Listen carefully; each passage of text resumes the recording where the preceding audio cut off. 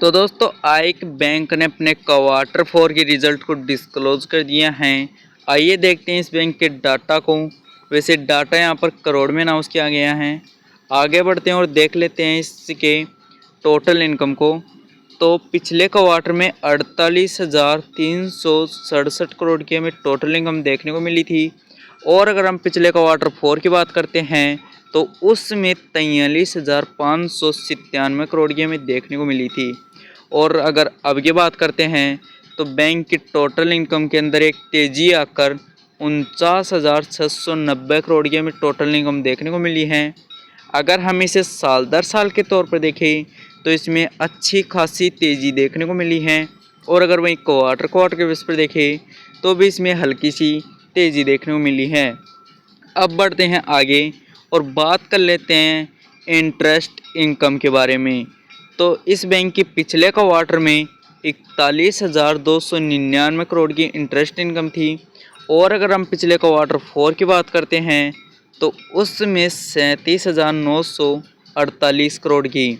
और जब अब की बात करते हैं तो इस बैंक की इंटरेस्ट इनकम के अंदर भी एक तेज़ी आई है और 42,430 करोड़ के में इंटरेस्ट इनकम देखने को मिली है।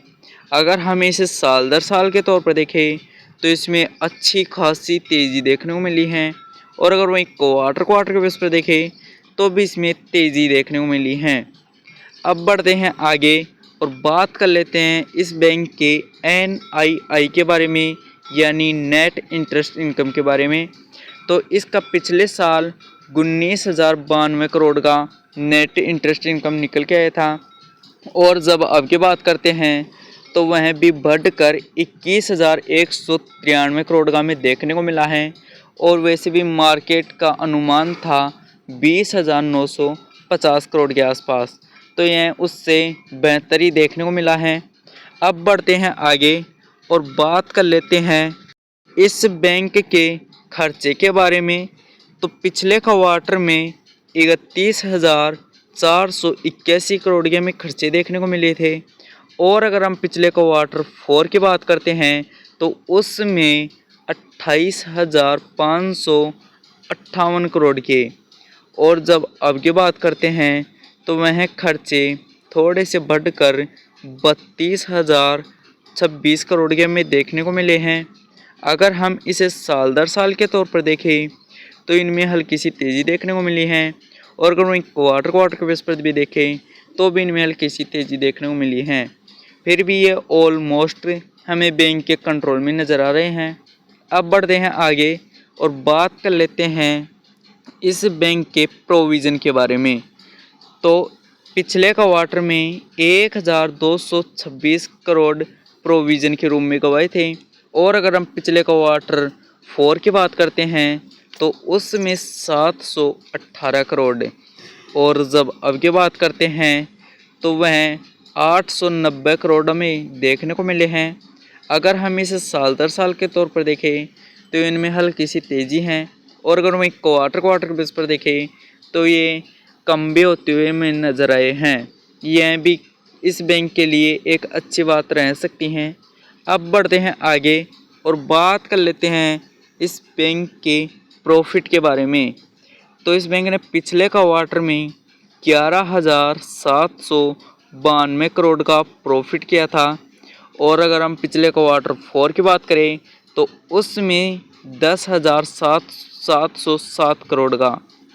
और जब अब की बात करते हैं तो वह बढ़कर 12,629 करोड़ का हमें देखने को मिला है। अगर हम इसे साल दर साल के तौर पर देखें तो इसमें अच्छी खासी तेज़ी देखने को मिली है। और अगर क्वार्टर के बेस पर देखें तो भी इसमें तेज़ी ही देखने को मिली है। यह कह सकते हैं कि इस बार इस बैंक का प्रॉफिट हमें साल दर साल और क्वार्टर दोनों ही बेसिस पर बढ़ता हुआ नज़र आया है। यह इस बैंक के लिए एक अच्छी बात रह सकती हैं। वैसे इस बैंक के इस डाटा की बात करें तो यह शानदार निकल के सामने आया है। इसमें हमें इंटरेस्ट इनकम भी बढ़ता हुआ नज़र आया है। और अगर इसके टोटल इनकम की बात करें तो वह भी हमें बढ़ती हुई नज़र आई हैं। और अगर इस बैंक के खर्चे देखें तो वह इस क्वार्टर में हल्के से ज़्यादा देखने को मिले हैं।